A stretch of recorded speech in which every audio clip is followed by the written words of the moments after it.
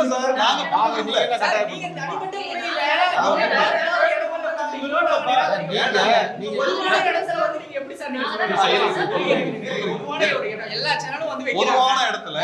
பொதுவான இடத்துல நாங்க யாருக்கு பத்திரிகை செய்தி தரணுமோ நாங்க கொடுத்துக்கிறோம். உங்களுக்கு வேண்டாம்னு சொல்லிட்டோம்.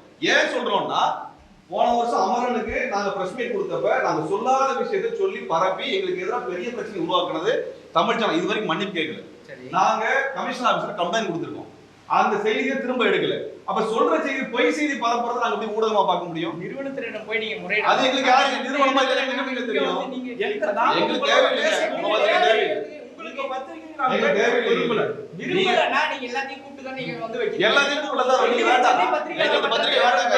எங்களுக்கு உடனே சார் அடுத்த முறை பத்திரிகை வந்துச்சுன்னா தூக்கி வெளிய வீசுங்க.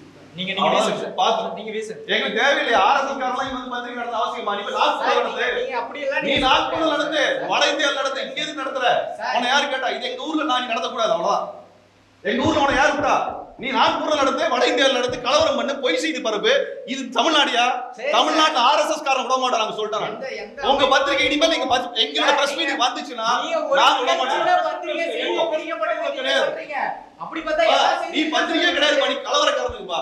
உங்க பத்திரிகை கலவரக்காரன் தயவுசெய்து வேற பத்திரிகை போய் வேலை பாருப்பா. உன் நல்லதுக்கு சொல்றோம். நீ வேற பத்திரிகை போய் வேலை பாரு. இந்த பத்திரிகை வேலை பார்க்காது. இது பத்திரிகையே கிடையாது. இது பத்திரிகையே கிடையாது. இது பத்திரிகை கம்ப்ளைண்ட் கொடுத்துருக்கு சார். கம்ப்ளைண்ட் கொடுத்துருக்கு. அவ்வளவுதான். முன்னாடியே நீங்க சென்னை பத்திரிகை பண்றதுல தமிழ் சேனல்ல வந்து நீங்க அலோ பண்ணல. நான் வந்து நீங்க கூப்பிடாதீங்க அப்படி நீங்க சொல்லிருக்கணும். சொல்லிருந்தா நாங்க வந்து இங்க சொல்லிட்டாங்க. இப்ப சொல்லிட்டோம். வேண்டாம் சொல்லிட்டோம்ல. சொல்லுங்க. சுயமரியாதை இருந்ததுன்னா சூடு சொல்றதுன்னா வர மாட்டாங்க. அவ்வளவுதான். நீங்க அப்படிலாம் பேச மொத்த பத்திரிகையாளர் அவமதிக்கிற மாதிரி நீங்க பேசாதீங்க. உங்கள பத்திரிகையாளர் கிடையாது. நாங்க உங்க பத்திரிகையை நான் பத்திரிகையே பார்க்கல சார். நீங்க ரொம்ப நல்லவரு. நான் உங்களெல்லாம் ஒண்ணும் சொல்லல. உங்க பத்திரிகை நான் ஐயோக்கியம் சொல்றோம்.